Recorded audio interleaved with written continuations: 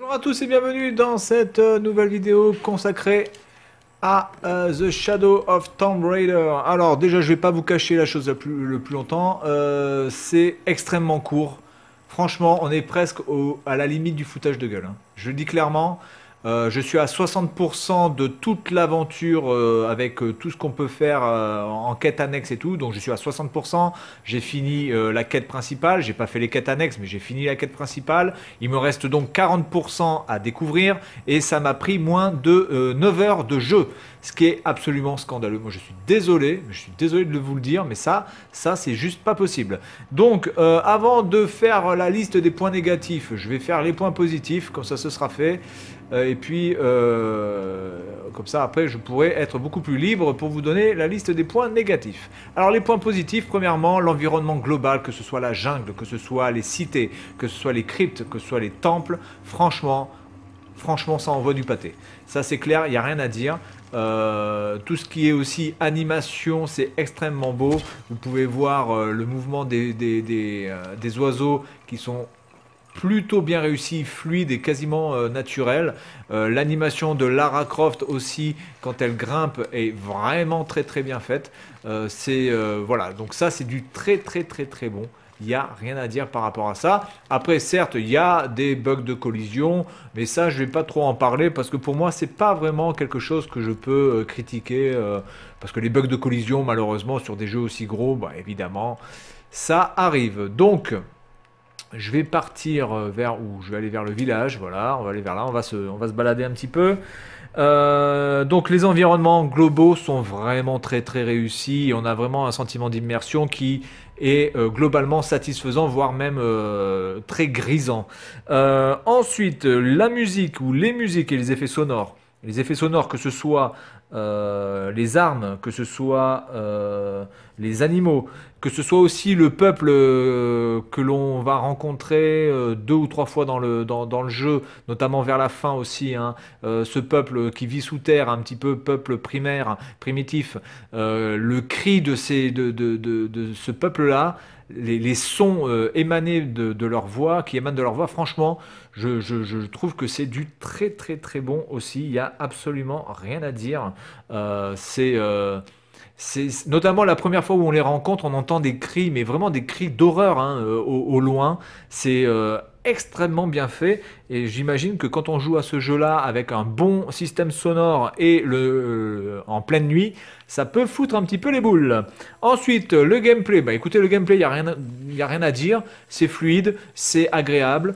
Lara se manie aussi bien que dans le Rise of Tomb Raider et le premier Tomb Raider qui était sorti en 2013 de la version reboot. Donc le gameplay, il n'y a pas grand chose à dire. Je mettrai juste par contre un petit point négatif que je développerai peut-être un peu plus tard, c'est que la caméra est beaucoup plus buggée que sur les autres opus. J'ai vraiment eu des problèmes de caméra, notamment lors des gunfights et, de la scène finale contre le boss. Voilà, ça a été vraiment plus que tendu de pouvoir faire quelque chose de potable. Ensuite, les environnements sous-marins sont aussi bien faits. On a de bonnes lumières, on a des fonds marins qui, bon, généralement se répètent, certes, mais globalement, tout ce qui est dans la gestuelle et dans les couleurs et dans la transparence de l'eau est plutôt bien réussi, même s'il y a quelques phases avec l'eau, notamment l'eau des cascades et l'eau dans certaines phases qui ressemblent à rien. L'eau est très mal faite dans certains endroits, mais dans l'ensemble, c'est plutôt du très bon. Voilà, ensuite, donc les animations de la race, j'en ai parlé. Les personnages secondaires. Alors, le petit enfant, je me rappelle plus de son nom, Edzili, je sais plus comment il s'appelle, enfin bref, le petit enfant est vraiment très mignon et vraiment sympa aussi au niveau de son personnage. Et puis Jonah, moi je trouve que Jonah, c'est l'un des personnages les plus intéressants de Tomb Raider. Moi je suis désolé, mais je trouve que ce personnage de Jonah mériterait avoir un peu plus d'épaisseur. Déjà que dans cet opus-là, il est quand même beaucoup plus présent et il a beaucoup plus de valeur dans cet opus que dans les opus précédents où il était juste là en sorte de faire valoir, hein, on pourrait dire ça comme ça. Et là, je trouve que dans cet épisode-là, on lui a donné quand même un rôle un peu plus intéressant. Voilà. Ensuite, une séquence qui m'a énormément plu dans le jeu, c'est la séquence quand Lara est enfant. Voilà, qu'elle est dans son manoir avec son père et où elle doit monter au-dessus, tout en haut de sa baraque. Ça, je trouve que ça a été vraiment très très bien, surtout qu'il y a une énigme qui est, bon, que pas d'une difficulté absolue, mais qui est très sympa comme énigme. Et je trouve que Lara enfant a été vraiment bien représentée. Donc petit point positif pour cette séquence-là qui m'a bien plu. Malheureusement, elle est trop rare. Ensuite, en ce qui concerne les armes, alors en ce qui concerne les armes, cette fois-ci, ils se sont pas lâchés dans tout et n'importe quoi. Il n'y a pas beaucoup d'armes, bizarrement. En tout cas, moi, j'en ai pas eu beaucoup. J'ai 2 arcs, 2 fusils mitrailleurs, un gun, un couteau, les pioches, enfin, etc., etc. Enfin, je vais vous le montrer d'ailleurs ici. Vous voyez, donc on n'a pas énormément de guns, de choses, mais globalement, on a franchement de quoi faire. En plus, on peut évidemment les crafter pour améliorer leurs compétences, leurs possibilités. Et donc voilà, donc ça ce qui est plutôt bien, c'est qu'il n'y a pas beaucoup d'armes. Par contre, les armes que l'on a, on les utilise quasiment de manière assez équilibrée, même si évidemment même si évidemment comment s'appelle, l'arc reste quand même l'arme la plus utilisée. Voilà, donc c'est bien que cette fois-ci ils n'aient pas mis trop d'armes qui servent à rien ou de faire des craftings qui servent pas à grand chose. Donc ça c'est plutôt le bon point. Voilà. Après, dans l'ensemble, je vais dire que c'est un jeu vraiment uniquement pour consommation de masse, pour s'amuser un petit peu. Et puis, grosso merdo, par rapport à ça, c'est un bon jeu d'action-aventure. Il se place dans la bonne lignée de ce qui a été fait avant. Alors maintenant, on va passer au point négatif. Alors, les points négatifs, on va être clair. On va être très clair. Le premier point négatif, c'est la durée de vie qui sans déconner, c'est franchement presque une arnaque ou du vol, quoi. Je suis désolé, dépenser 70 boules pour un jeu qu'on finit en moins de 9 heures, parce qu'il faudra quand même pas oublier que ce jeu, je l'ai acheté le 16 octobre, on est le 19 octobre, j'ai déjà fini, je l'ai fini le 19 octobre au matin en plus. Donc vraiment...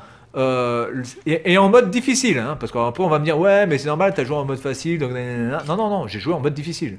J'ai joué en mode difficile, je n'ai aucune indication sur où il faut sauter, sur les rochers il n'y a pas d'indication, donc vraiment j'ai joué au mode difficile parce que j'étais déjà persuadé que ça allait être facile, mais là excusez-moi, mode difficile, moins de 9 heures de jeu, c'est juste hallucinant. C'est franchement du foutage de gueule. Moi je suis désolé, on ne peut pas tolérer qu'un jeu qui coûte aussi cher puisse se terminer en 9 heures. Ce n'est pas possible. Et encore, je compte 9 heures avec les séquences cinématiques que l'on ne peut pas passer, hein. C'est-à-dire que je compte vraiment tout en 9 heures et en sachant que, en plus, moi les scènes cinématiques, je les passe quand c'est possible de les passer. Donc je reste pas devant les scènes cinématiques pendant des minutes et des minutes, j'en ai rien à foutre. Donc moins de 9 heures sans tout ça, hein. Donc c'est vraiment c'est pitoyable, comme je suis désolé. Donc ça c'est vraiment pour moi le premier gros point négatif. Ensuite, donc ça rentre un petit peu là-dedans, c'est-à-dire la difficulté. Putain, vous choisissez un mode difficile, mais je suis désolé, il n'y a rien de difficile là-dedans. Il y a quelques phases de gunfight contre les Trinitaires qui, en effet, sont plutôt cocasses et nécessitent qu'on s'y reprenne quelques fois. Ça, je le reconnais, voilà. Mais c'est bien trop peu par rapport à la difficulté soi-disant du jeu et par rapport au cachet Tomb Raider. Quand on attend un Tomb Raider, on attend quand même quelque chose, excusez-moi, qui envoie du pâté, surtout quand on est en mode hard. Et ce n'est pas le cas. Et ça, franchement, pour moi, c'est aussi une honte. Voilà, autant que ce soit en mode normal et que ça soit aussi facile, à la limite, je veux bien l'accepter. Mais quand on choisit le mode hard et que c'est... franchement, le mode hard, c'est le mode normal, quoi. Soyons quand même très honnêtes.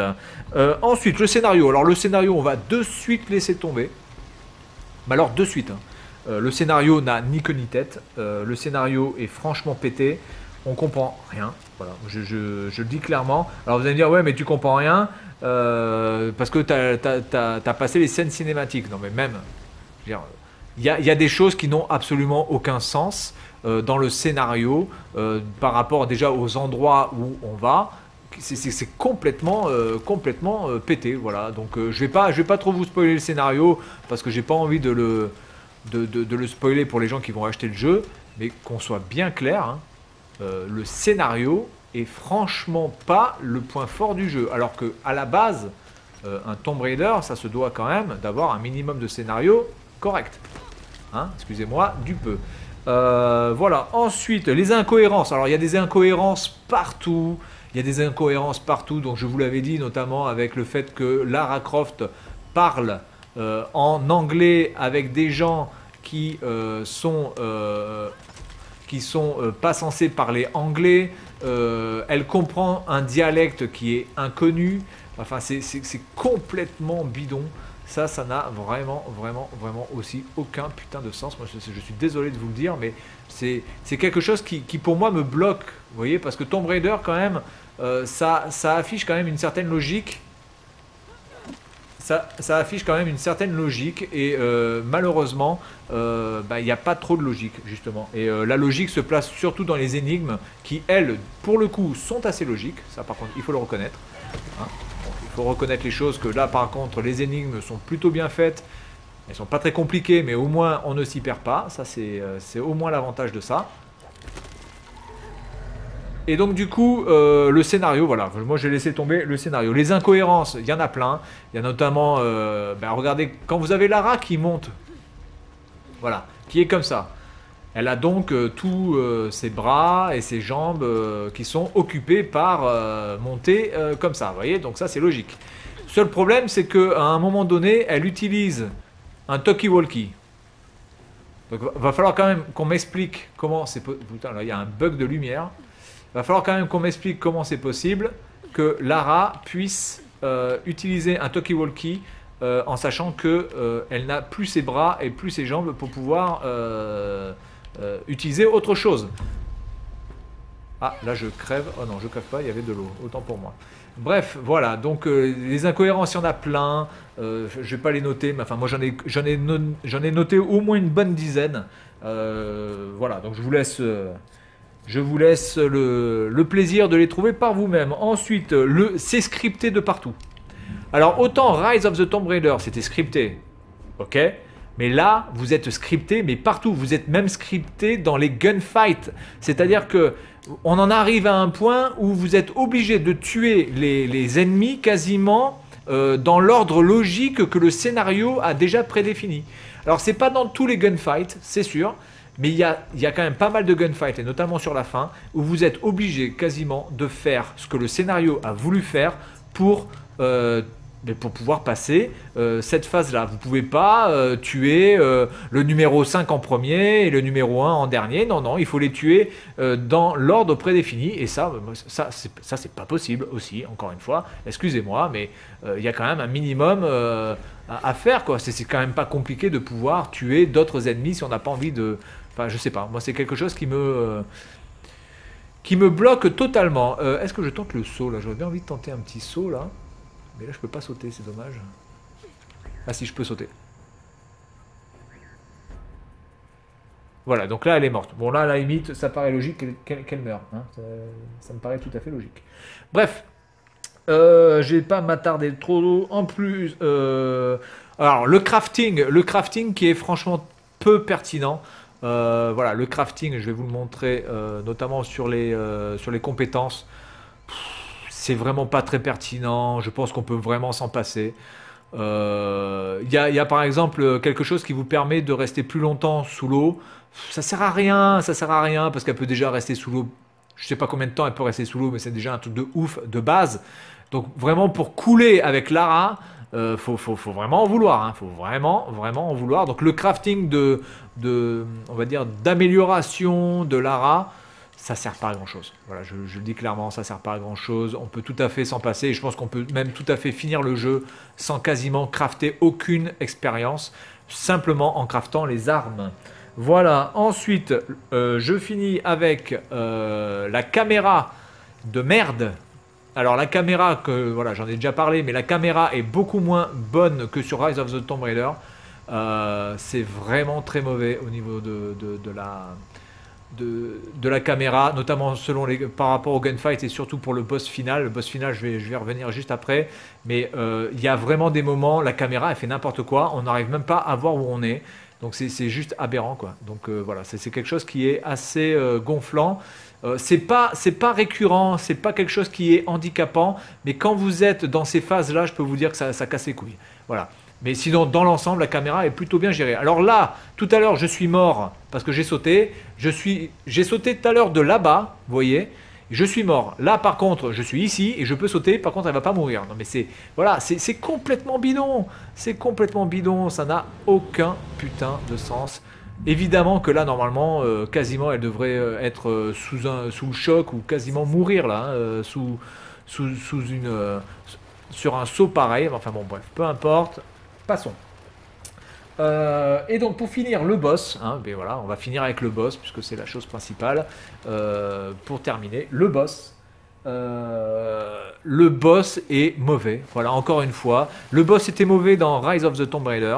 Et bien le boss est mauvais dans The Shadow of Tomb Raider. Voilà, il est mauvais. C'est un boss qui n'a aucun charisme.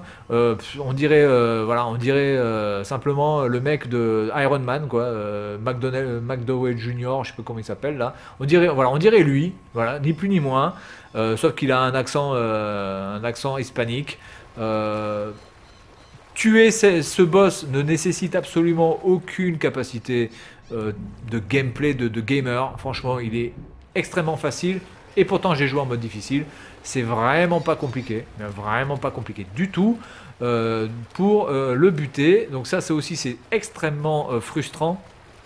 Surtout quand vous attendez ça. Vous attendez quand même un boss de ouf, encore une fois, hein, dans Tomb Raider. Par contre, la mise en valeur du boss, elle, est très bien faite. Toute la scénaristique qui amène au boss est vraiment très très bonne. Franchement, c'est plutôt bien réussi et c'est très nerveux. Et c'est très joli aussi, voilà, faut le reconnaître. Il n'y a rien à dire par rapport à ça. Mais le boss est vraiment c'est une merde, quoi. Il n'y a rien à dire. Le boss n'a aucun mérite à être battu. Voilà, vous le battez en 10 minutes, c'est terminé. Voilà, donc c'est terminé ici pour cette review. Vous avez vu quelques environnements de The Shadow of Tomb Raider, comme ici, par exemple, ici, voilà, je m'arrête ici parce que c'est l'un des environnements qui m'avait le plus plu, avec ce gros trou ici, avec ce beau ciel bleu, cet effet de lumière, cette eau qui est pour une fois bien faite, voilà, et tous ces environnements qui sont très détaillés. Voilà, donc pour moi, The Shadow of Tomb Raider, ça reste un jeu, on va dire, vraiment tout public. C'est vraiment à 10 000 lieues de God of War en mode difficile. Vraiment, ça ne peut pas être un challenger à God of War, ça c'est sûr et certain. On notera quand même tout le design et tout ce qui a été création artistique qui est vraiment une bonne réussite. Par contre, tout le reste est vraiment moisi. Le scénario, la difficulté, la durée de vie... et aussi tout l'aspect vraiment exploration de tombes, etc., qui aussi n'est pas digne d'un Tomb Raider, parce que les tombeaux sont encore une fois d'une facilité, mais absolument infantile, quoi. C'est absolument inutile de faire des tombeaux dans ces cas-là. Si on fait des tombeaux, c'est pour mettre une petite difficulté et c'est pas pour faire les choses simplement pour gagner un tombeau ou pour gagner une expérience supplémentaire ou une arme supplémentaire ou un objet supplémentaire. Voilà, donc c'est tout pour cette vidéo concernant la review. Pour moi, ma note sera de 15 sur 20 pour ce jeu et puis moi je vous dis à la prochaine. Salut à tous!